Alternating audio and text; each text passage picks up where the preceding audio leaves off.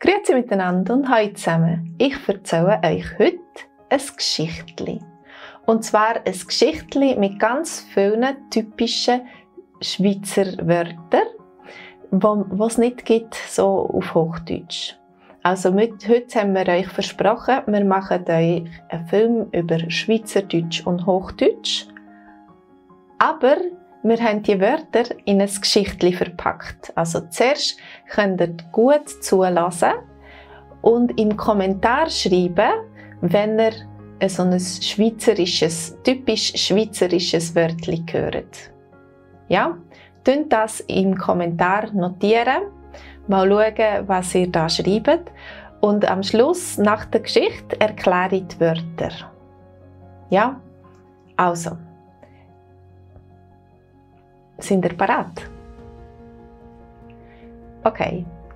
Es ist ein schöner Sommertag und wir sitzen alle draussen auf der Terrasse am Mittag.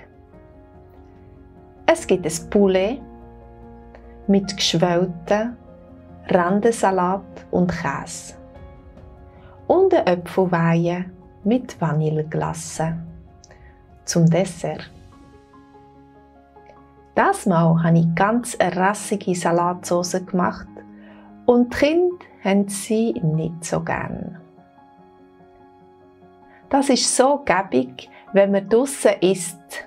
Dann gibt es kein Buff und die Kinder, die sowieso schon draussen gespielt haben, müssen auch ihre Finken nicht anziehen. Der Peterli ist gerade etwas hässig. Er macht einen grossen Latsch. Er wollte einen Heugümper fangen, aber der ist ihm davon. Manchmal hat er einen harten Grind, wenn er sich etwas in den Kopf setzt. Aber sonst ist er ein gefreuter Bub. Es ist Samstag und nach dem Mittag tun meine Mann und ich gerne noch ein bisschen zusammenhöckeln und käfeln. Die Kinder kommen ein Gläschen Most über und dann gehen sie schon wieder zusammen spielen. Der Paddy tut gern Autolen und das Kätti tut gern Dökterle. Doch das klassische Bäbele ist nicht ihre Sache. Manchmal tun sie sogar das dritte Schülerle. Oder sie tun einfach zusammen blödeln. Sie haben es richtig lustig zusammen, unsere kleinen Loserli. Als ich aufschaue, sehe ich, dass Kätti mit dem Häsli zu laufen kommt. Doch wo plötzlich ihre Freundin auf dem Nattel anläutet, lässt sie das Häsli fallen und interessiert sich nur noch fürs Telefon. Das Häsli, das gumpet fröhlich davon. «Kätti, du bist ein Löli. Kann mir bitte jemand sagen, wie wir das Häsli jetzt wieder fangen können?» Das gibt mir noch eine Sache. Wir Eltern stehen ganz gestabig da. Aber unsere kleinen Gofen haben nicht lang gehirnet und springen schon quer durch den Pflotsch am Häsli nach. Ganz nach dem Motto, probieren geht überstudieren. Sie müssen pressieren, dass sie es fangen, bevor es unter den Hecken durch ins Nachbars Garten rennt. Zum Glück hat der Peterli noch ein bisschen Leckerbissen im Hosensack gehabt und mit denen lockt er das Häsli jetzt schlussendlich zu sich. Der Paddy hankerum schleicht sich von hinten an und übertöpelt es. So dass es bald wieder sicher, aber total dreckig im Käfig hockt. Kaum höckeln wir wieder ab, muss der Paddy dringend schiffen. Aber das Häusli ist zu weit weg, darum bisselt er einfach im Garten. Lieber im Garten als in die Hose, aber mit der Ruhe ist es endgültig vorbei. Heute am Nachmittag wollen wir noch zusammen krieseln. Aber als erstes muss ich posten. Sonst machen dann die Läden schon zu. Das Kätti hilft dem Papi beim Abwaschen und die beiden Buben müssen zuerst frische Kleider anlegen. Sie sind ja auf der Hasenjagd ganz dreckig geworden. Plötzlich hören wir den Lärm von einem Töff. Das Gotti vom Kätti ist gekommen. Aus ihrer Tasche zaubert sie ein herziges Büseli. Sie zügelt Ende Monat und wir schauen während dieser Zeit zu ihrem Vierbeiner. Es ist ein bisschen ein Serbo und verträgt nicht jedes Essen. Aber die Spezialdiät liefert sie glücklicherweise auch noch gerade mit. Unsere Kinder sind total aus dem Häusli. Die Buben lassen die Schutten sein, auch den Töckelikasten interessiert sie nicht mehr. Sogar die Velo lassen sie draussen liegen und auch die Spielsachen werden nicht mehr versorgt. Alle haben nur noch Augen für das schnussige Büseli. Sogar Scotty ist so berührt, dass sie glatt noch den Schlüssel von ihrem Töff verhühnert. Das Mal machen wir Erwachsenen uns auf die Suche. Mir löscht es langsam ab. Wie kann man nur so ein Huhn sein, Gotti? Ich hoffe, dein Gottenkind schlägt dir nicht nach. Jetzt gibt's schon die Nacht. Meine Mann hat gekocht und es sieht ganz lustig aus. Merci, Hans. Es tut gut, einfach an den Tisch zu sitzen. Ich bin gerade schamparmüde. Das war ein glatter Tag. So, das war die Geschichte. Ich hoffe, ihr habt Freude an dieser Geschichte. Es ist ganz viel passiert und wir haben ganz viele neue Wörter. Habt ihr sie gut verstanden? Ja, schreibt noch unten im Kommentar. Schreibt doch, was für Wörter das ihr gehört habt, was für Wörter ihr vielleicht nicht verstanden habt. Jetzt gehen wir den Text noch einmal durch. Ja. Also, als erstes ist das Mittag gekommen. Anstatt das Mittagessen sagen wir nur das Mittag. Und das Pendant, am Morgen essen wir das Morgen. Also, zum Mittag gibt es ein Poulet. Poulet kommt vom Französischen.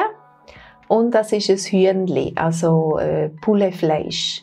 Das ist geflügeltes, ein Huhn. Mit Geschwellten. Geschwellte, das sind die Herdöpfel, die man im Wasser kocht mit den Schalen. Zum Beispiel zum Raclette isst man Geschwellte. Dann Randensalat, das ist Salat aus einem so einem roten Wurzelgemüse, wo man auf Hochdeutsch rote Beete nennt. Aber in der Schweiz sagen dem alle Randen. Es gibt einen Randensalat. Und Käse, natürlich Schweizer Käse, aber das ist ein ganz normales Wort. Auf Hochdeutsch ist es fast gleich, Käse. Das ist nicht so anders. Dafür gibt es zum Dessert eine Äpfelweihe. Eine Weihe ist so ein Kuchen mit Teig und zum Beispiel mit Äpfeln drauf und dann einem Zuckerguss. Und es ist so, man kann sie auch salzige Weihe machen, zum Beispiel man kann mit Käse Weihe machen oder Käse und Schinken oder Brokkoli-Weihe und so. Und das habe ich nicht gesagt, aber ich habe es geschrieben, es gibt eine Vanilleglace zum Dessert. Also wir sagen nicht Eis, sondern vom französischen Wort Glace. Wir brauchen das französische Wort Glace in der Schweiz. Also jetzt die Geschwellten, ein Poulet oder eine Wehe oder Vanilleglace. Das kann man auch auf Hochdeutsch brauchen. Wenn die Kinder in der Schule einen Aufsatz schreiben oder so, können sie die Worte brauchen auf Hochdeutsch. Die Deutschen sagen dem anders, aber es ist erlaubt, so quasi als Helvetismus, dass man das brauchen in der Schriftsprache. Ja? Und das Dessert auch. Auf Deutschland sagt man am Dessert Nachtisch. Nachtisch. Und dann, das Mal habe ich eine rassige Salatsauce gemacht. Das heisst, eine mit Pfupf. Eine Salatsauce, die es in sich hat. Also ich habe sie ein bisschen scharf gemacht. Ja. Und das haben eben die Kinder nicht immer gern. Ja. Auf Hochdeutsch würde man sagen, sie mögen das nicht. Ja. Und auf Schweizerdeutsch ist das like, ist gern haben. Ich habe gern. Oder wenn es eine Aktivität ist, dann sage ich tue gern. Ich tue gern kochen oder ich habe gern eine rassige Salatsauce. Genau. gehen wir weiter. Gebig. Das ist sehr gebig. Das heisst, das ist praktisch. Das ist praktisch. Denn wenn du ein Puff hast im Haus, ja, dann heisst das, es ist eine Sauordnung. Überall liegen Sachen rum, es ist vielleicht dreckig, es ist nicht aufgeräumt. Dann hast du ein Puff. Ja? Das brauchen wir da recht viel. Und die Schweizer, die haben natürlich nie ein Puff. Bei ihnen ist immer alles schön aufgeräumt und ordentlich, natürlich. Und man muss Finken anziehen. Ich glaube, ganz viele Schweizer haben daheim im Haus Finken an. Nicht Hausschuhe, Hausschuhe, das sagen die Deutschen, aber sie haben Finken. Ja. Entweder Birkenstockfinken oder andere Finken, aber es braucht etwas an die Füsse im Haus. Und der Peterli, der ist hässig. Also, er ist nicht gut zu sprechen, ein bisschen wütend. Nicht ganz richtig wütend, aber mürrisch, so. Er ist hässig. Er hat etwas wollen. Und er hat das nicht bekommen oder das nicht geschafft, was er machen wollte. Und er ist hässig und er macht einen grossen Latsch. Also, wenn du deine Mundwinkel gegen unten ziehst, das ist ein Latsch. Ja. Dann ist man nicht so glücklich, wenn man einen Latsch macht. Und der Heugümper, den er fangen wollte, das ist so ein kleines Tier, das im Gras lebt, so gross oder ein bisschen kleiner. Es gibt verschiedene Grössen und es hat lange Beine und es kann ganz fest, es ist grün und kann so ganz weit gumpen. Auf Hochdeutsch sagt man dem Heuschrecken. Und wir sagen Heugümper, die gumpet. Das ist das nächste Schweizer Wort. Das ist nicht springen. Ja, auf dem Trampolin tun wir nicht springen, sondern wir tun Trampolin gumpen. Gumpen, das ist so auf und ab. Ja? Oder einfach runtergumpen. Ja.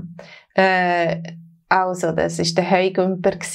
Und wenn jemand einen harten Grind hat, oder einen harten Schädel, das ist ein harter Kopf. Ja? Grind ist ein anderes Wort für Kopf. Manchmal sagt man Düssel. Also, wenn jemand einen harten Kopf hat, dann hat er seinen Willen und er will etwas erreichen und er lässt sich nicht abbringen. Er ist ganz stur. Und wenn du gefreuten Bub hast oder gefreute Kind, das heisst, sie machen dir Freude. Ja, meine Tochter ist ein gefreutes Mädchen, zum Beispiel. Ja, sie macht dir Freude. Und dann anstatt sitzen, können wir auch sagen hocken oder höckeln. Wir haben überhaupt sehr viel Verb, wie ihr gemerkt habt, mit einem L am Schluss. Wir zusammen höckeln und käfeln. Also anstatt zu sagen, einen Kaffee trinken, können wir einfach sagen, käfeln. Ja?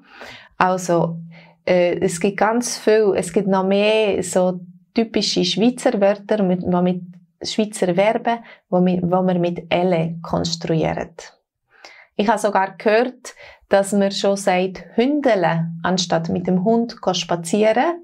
«Hündele», das wäre so eine logische Weiterentwicklung von dieser Wortkreation, von dem Wörterbauen. Ja. Und dann die Kinder kommen ein Gläschen Most über. Überkommen, sagen wir anstatt bekommen, sagen wir überkommen. Sie kommen etwas über. Und ein Gläschen Most ist, wenn Apfelsaft. Also Most ist Apfelsaft. Und natürlich ein Gläschen, wie alle ganz viele Sachen, das Li am Schluss, das ist Diminutiv, ein kleines Gläschen. Ein kleines Glas ist ein Gläschen. Und das brauchen wir sehr viel in der Schweiz. Ein Gläschen, ein Tischli, ein Stegeli oder, also Li-Endung brauchen wir sehr viel. Genau. Und dann kann man noch sagen, du bist ein Loserli. Ja? Das ist ein bisschen, vielleicht nicht so schöne Wenn man Englisch denkt, dann denkt man, ein Loser, das ist ein Verlierer. Oh, you're a loser. Ja? Aber ein Loserli auf Schweizerdeutsch ist sehr nett.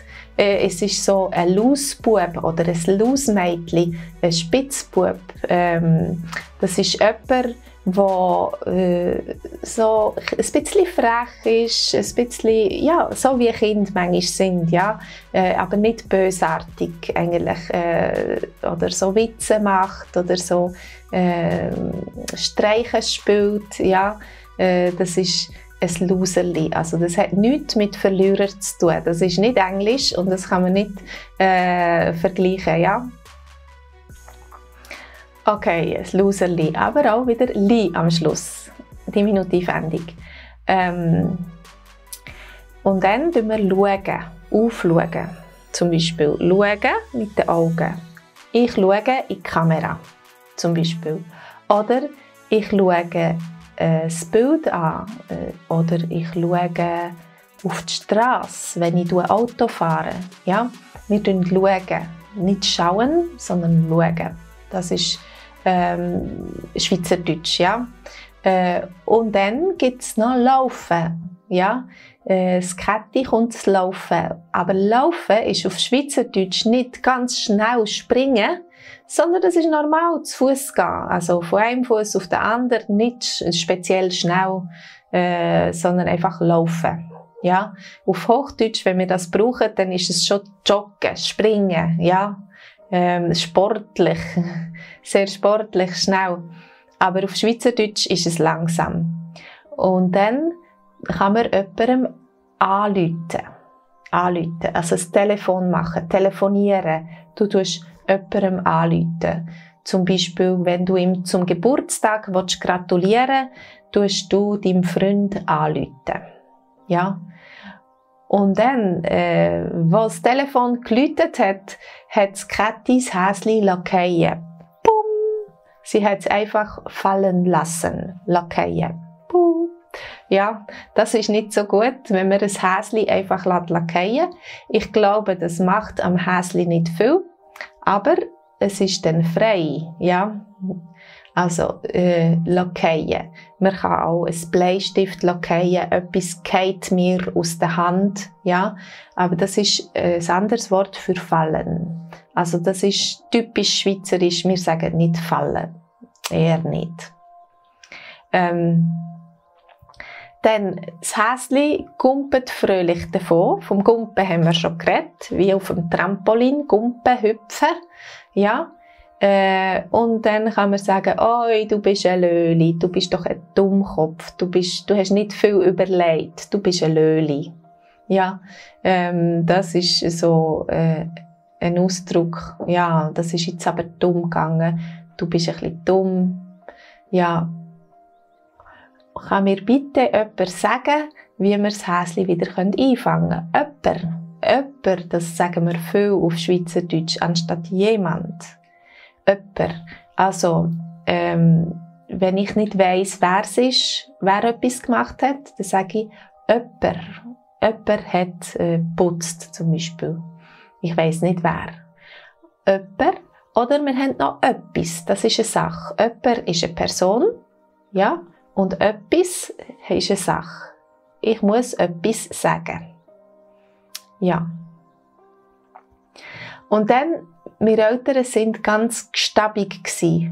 Wenn du gestabig bist, dann bist du so ganz steif und kannst dich nicht gut bewegen. Das Gegenteil von gestabig ist, wenn jemand sehr beweglich ist und sehr schnell ist und ziffig ist, dann gewandt ist, dann nachher ist das Gegenteil. Und gestabig ist so ganz steif und so ganz ungeschickt, ja, wie man sich bewegt. Ja, wenn jemand lang keinen Sport mehr macht oder so, kein Stretching und nichts, dann ist er nachher sehr gestabig. So, da machen wir Schluss. Wenn du jetzt möchtest noch weiter schauen und wissen, was die anderen Wörter heissen, die in dem Text waren, dann kannst du auf unsere Applikation gehen. Die Applikation ist für iOS-Geräte und du kannst dich dort einschreiben. Oder du kannst auf unsere Homepage gehen und du kannst dich im Kurs Montag am Abend am 8. einschreiben, also Monday 8 p.m. Und du kannst dort den vollen Text sehen, den ganzen Film mit allen Erklärungen und noch ganz viele andere Filme mehr. Und auf der Applikation auch genauso. Und das ist das Gleiche. Also auf der Applikation oder auf der Homepage ist der gleiche Film mit dem Text und mit allen Wörtern. Also, hast du Lust, noch ein bisschen mehr zu lernen? Dann zögere nicht und geh auf unsere Applikation oder auf unsere Homepage. Wenn es dir der Film gefallen hat, dann nachher kannst du ein Like drücken, einen Daumen geben und du kannst auch den Kanal abonnieren, dass du immer auf dem Laufenden bist, wenn wieder ein neuer Film kommt. Merci vielmals. Ich hoffe, es hat dir gefallen.